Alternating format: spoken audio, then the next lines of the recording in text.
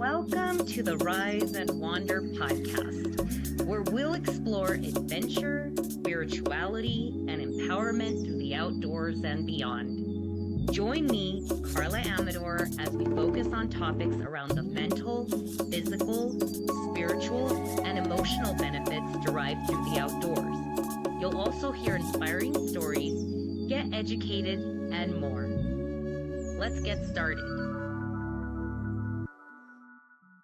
This season's podcast is sponsored by Oboz Footwear, based out of Bozeman, Montana.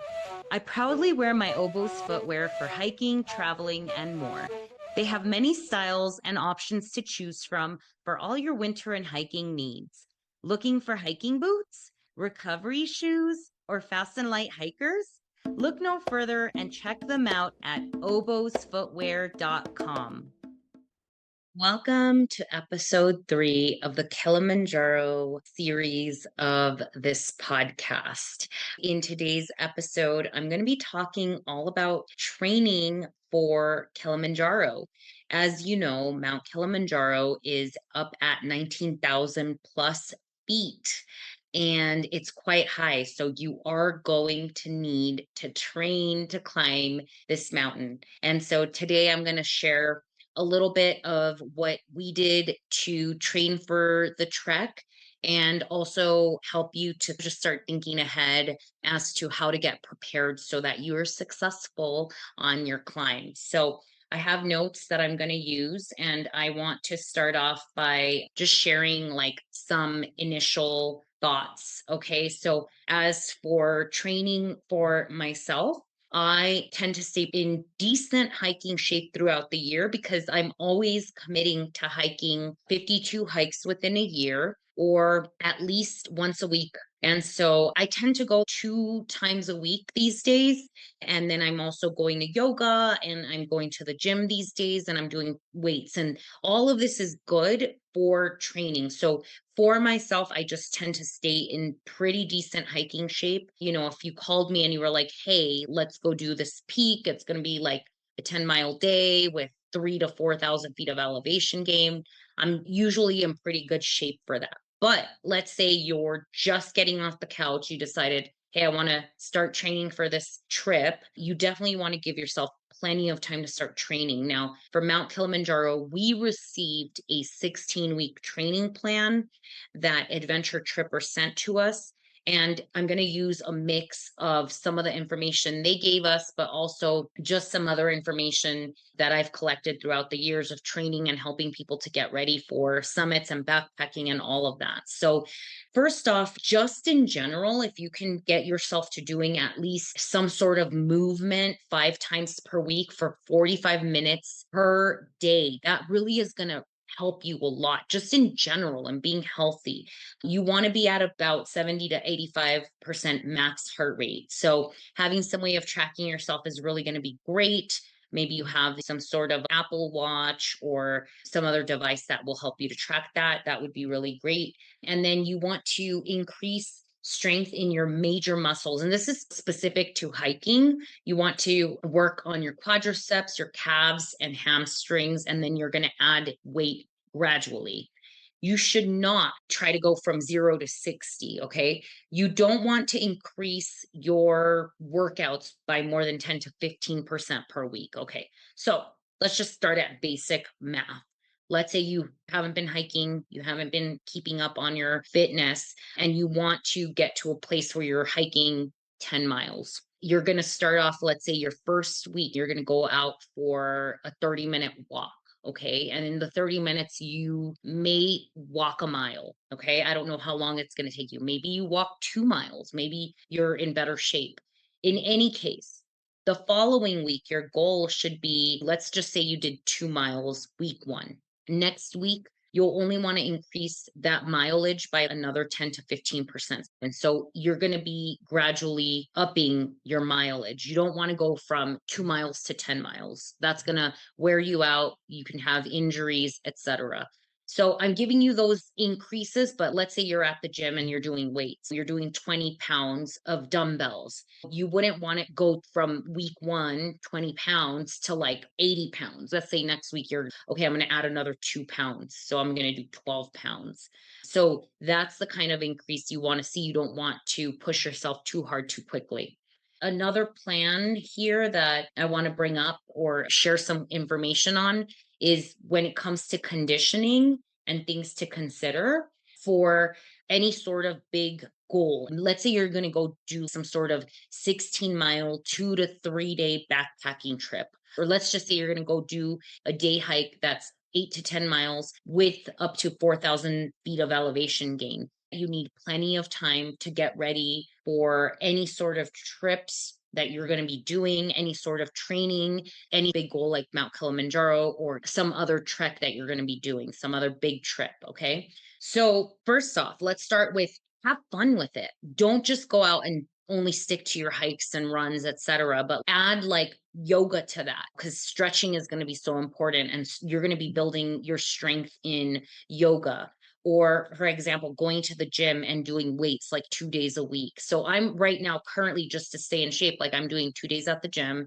I'm doing like 1 to 2 days of yoga. I'll usually do more of a restful yin yoga, which is more like based on meditation and stretching for longer periods. And then I'll do one strength training day of yoga where it's like a vinyasa flow, something that's a little more intense. I do that. And then I'll go out for my 2 hikes a week. So I'm usually working out 5 to 6 days a week. That works for me. You should give yourself rest days as well so that your body can replenish itself.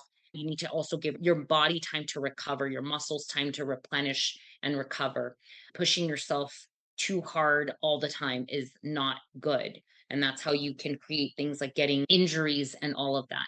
Okay, other things that you're going to want to do and think about is as you're trekking, as you're working on your fitness, is also ensuring that you train with your pack and ensure that you're also training with the boots or the shoes that you're going to wear on your specific trek. So make sure you don't break in those shoes the few days before your trek. You want to be training in the actual shoes you're going to be wearing. You want to be training with the pack and adding weight to that pack as you're training for your hike and your trek. Obviously, with all of this training that you're going to be doing, you also need to make time to eat well, make sure that you're getting enough proteins, however you get those, whether you're vegan or you're vegetarian or you're not, that you're getting the proper proteins, that you're eating your greens and getting your vitamins from your greens and your fruits, making sure you're getting the proper fats, fuels, so that your body is healthy for that trek. I also like to take vitamins if I can. It's up to you. I did actually get O2 oxygen tablets that were given to me, and I'll talk a little bit more about them. But they were awesome for getting my body ready for the trek, and having extra oxygen was awesome. And I'll talk a little bit more about that in future episodes. I remember in the training calls, people were talking about, hey, I don't get hungry up at altitude. You want to make sure that you're consistently snacking on things and things to carry, like extra snacks in your pack as you're training, goo gels, things that are easy on the stomach. Sometimes I even carry like little pouches of fruit, applesauce, things like that if you're not feeling hungry, but making sure that you have that so that you're keeping that energy in your body as you're expending it when you're training, because training can be pretty intense. And I'll talk a little bit about the training that I did with my friend Jess.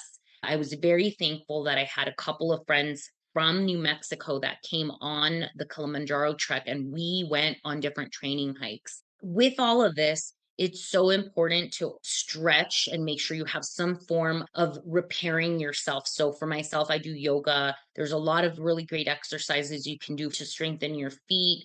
Just taking time to care for your body is really important. A lot of yoga poses really help me when I'm hiking. I'll take a break and I'll start doing figure fours. So look those up and look up different plans for different stretches that you can do for hikers. You can look that up on YouTube, and we will have someone that's going to come in and talk about mobility. So be on the lookout on our YouTube for more content and education that we offer for people as they're on this journey of hiking. I wanted to take a moment to thank this season's Rise and Wander podcast sponsor, REI. REI is the outdoor gear retailer of the 52 Hike Challenge. I've been a member since I started my 52 hikes in 2012, and they've helped outfit me for all things hiking and outdoors since then. Becoming a member has many perks like 10% back annually on eligible purchases, a satisfaction guarantee, which gives you up to a year to return any purchases you aren't satisfied with, free shipping in the US, and so much more. Please visit them at rei.com. Join me for a year of hiking in 2025 with the 52 Hike Challenge. Commit to your personal journey outdoors alongside a supportive community and make 2025 your year of hiking. Take your family, friends, furry pets on an adventure they'll always cherish. Plus, you'll gain the physical, mental, spiritual, and emotional benefits derived through nature and hiking. Learn more and sign up at www.52hikechallenge.com. And see you on the trails. Also, making sure to take it easy before the hike.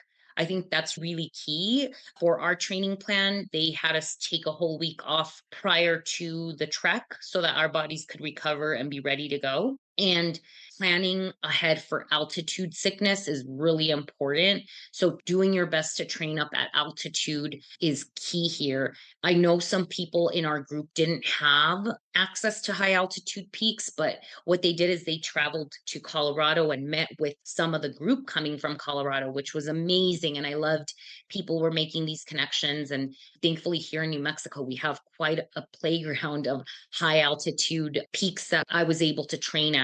And another thing, if you don't have access to high peaks, going to do things like the Stairmaster or the stair climber is going to be really important in training with your pack. So that is another alternative that you have to you. So I'm not going to give you the specifics of the training program, but I do want to mention you're going to need to know how long your trek is. You need the breakdown of each day, like how many miles are you going to go?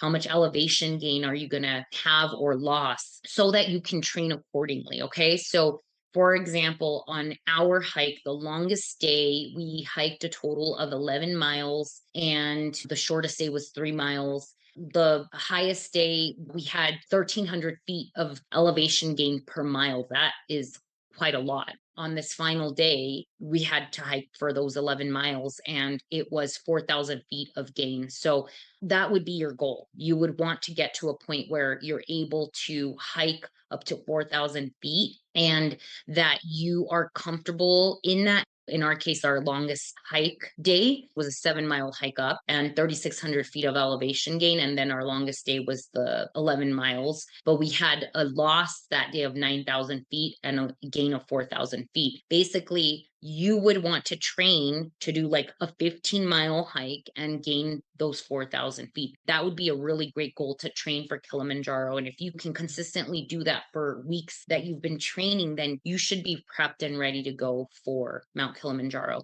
I'm just going to give you an idea of some things you can do. You can do 2 days of cardio where you go to the gym and you're doing the elliptical, maybe you're doing the Stairmaster, maybe you're doing the bicycle, that kind of a thing, or you're running. Those are some great ways to get your cardio in.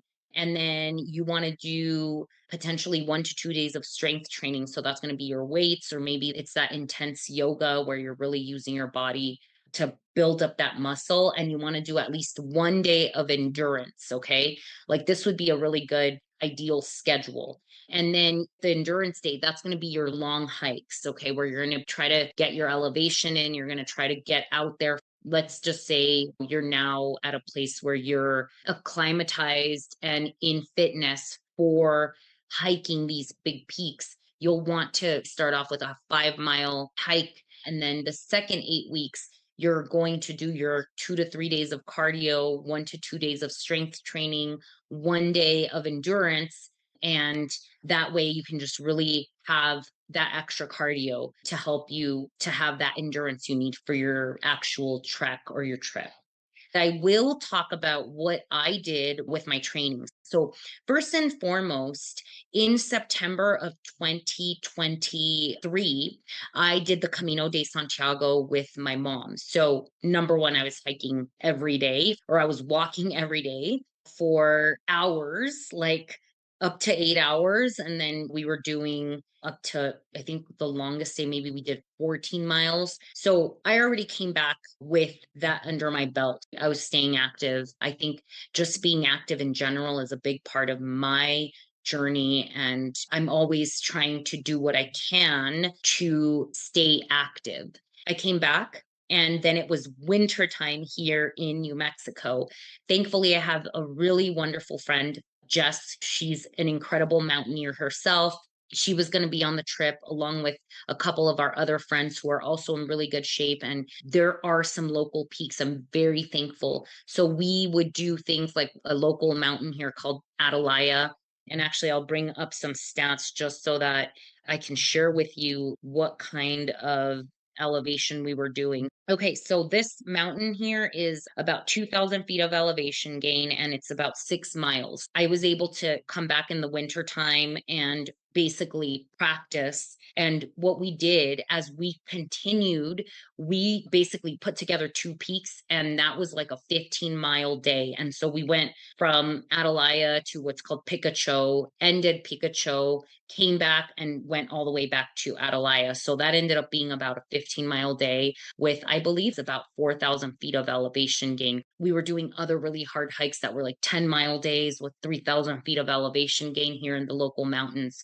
But I'm just going to go ahead and give you like a little sample of what I would do if I was starting from scratch. I do think like a 3 month minimum training plan is absolutely necessary. So let's just say you're going to do a 12-week plan. Okay. Now we had a 16-week. I think that will really set you up for success, especially if you're just coming off the couch. But let's just focus on a 12-week plan, and you can choose to do that extra month if you feel like you need it. Okay. So like I would start on week one. I would go to yoga and I would do a medium level class. And then I would do 2 days of weights. And remember, we're going to be doing about 45 minutes. The yoga class is about an hour.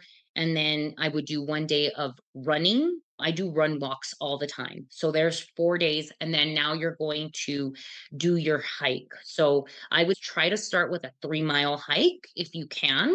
If that's unattainable right now, then start with your 1 mile, 2 miles, etc. But ideally, let's say you start with your 3 mile hike and you want to start with like a 500 foot of elevation gain. And then week two, now you're going to do your same cardio, 2 days of endurance. So you're going to do maybe yoga 1 day, you're going to go for a run one of the days of that week, and then you're going to do 2 days of weight training.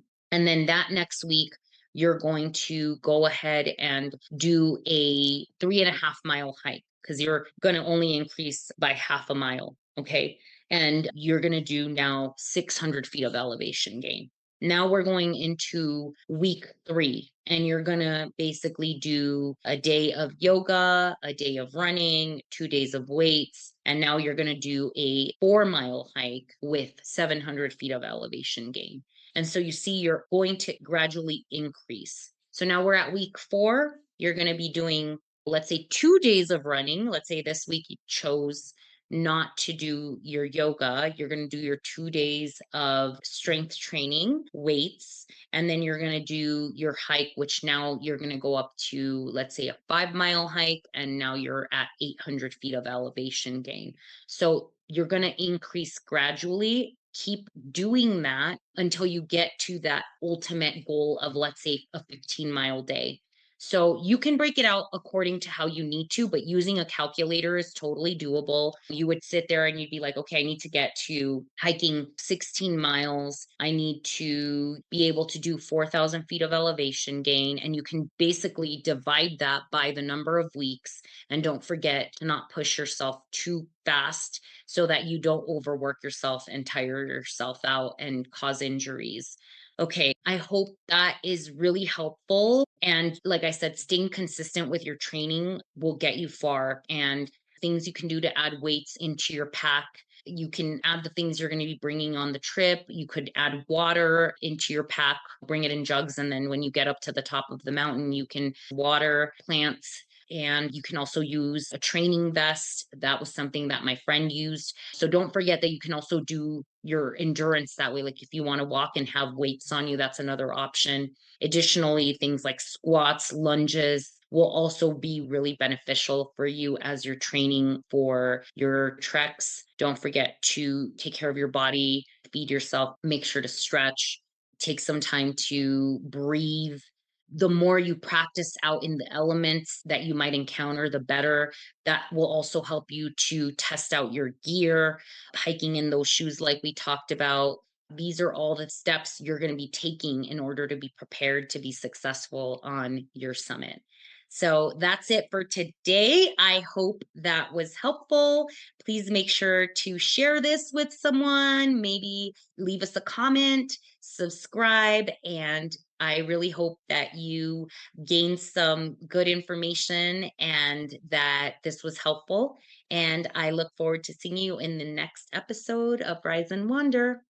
See ya.